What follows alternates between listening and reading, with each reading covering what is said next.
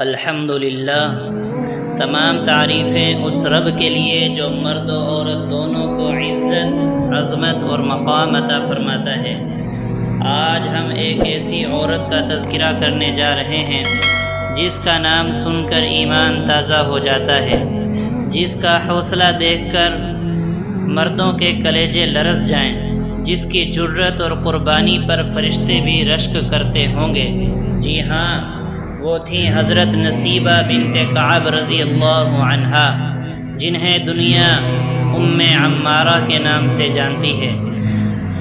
مدینہ کی گلیوں سے ایک عورت نکلتی ہے، اس کے ہاتھ میں تلوار ہے، سینے میں ایمان ہے اور آنکھوں میں ایک ہی مقصد، میرا نبی صلی اللہ علیہ وسلم محفوظ ہو جائے، چاہے میری جان چلی جائے۔ جب مسلمان میدان سے پیچھے ہٹ گئے، جب نبی صلی اللہ علیہ وسلم تنہا رہ گئے، جب دشمن ہر طرف سے حملہ آور ہو رہے تھے، تب ایک عورت آگے بڑھی، تلوار سنبھالی اور دشمن کی صفوں میں گھس گئی۔ نبی کریم صلی اللہ علیہ وسلم فرماتے ہیں، میں نے جدھر بھی دیکھا ام عمارہ کو دیکھا، وہ میری حفاظت کر رہی تھیں۔ آپ رضی اللہ تعالی عنہ کے جسم پر اس دن 13 گہرے زخم آئے۔ ایک زخم ایسا تھا کہ کندھے کی ہڈی تک چیر گیا، خون بہتا رہا، مگر ان کے قدم نہ لڑکھڑائے، نہ زبان پر کوئی فریاد۔ یہ صرف ایک عورت نہیں تھی، یہ ایمان کی چٹان تھی، یہ عشق رسول صلی اللہ علیہ وسلم کی مثال تھی۔ آپ کا بیٹا عبداللہ بھی احد کے میدان میں لڑ رہا تھا۔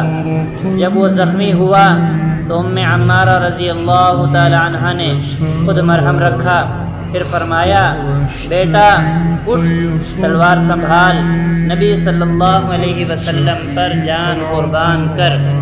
یہ ماں ہے جو بیٹے کو جنت کی طرف دھکیل رہی ہے۔ نبی صلی اللہ علیہ وسلم کی محبت میں، اللہ کی رضا کے لیے۔ کیا ہم بھی ایسی بیٹیاں، مائیں، بہنیں پیدا کر رہے ہیں، یا آج ہماری بیٹیاں موبائل، فیشن اور سیلفی میں کھو گئی ہیں؟ ہم نے انہیں ام عمارہ، فاطمہ، عائشہ رضی اللہ تعالی عنہن کے قصے سنانے چھوڑ دیے۔ مسلمانوں، اگر آج ام عمارہ جیسی عورتیں پھر پیدا ہو جائیں تو امت مسلمہ کو کسی باہری دشمن سے خطرہ نہ ہو۔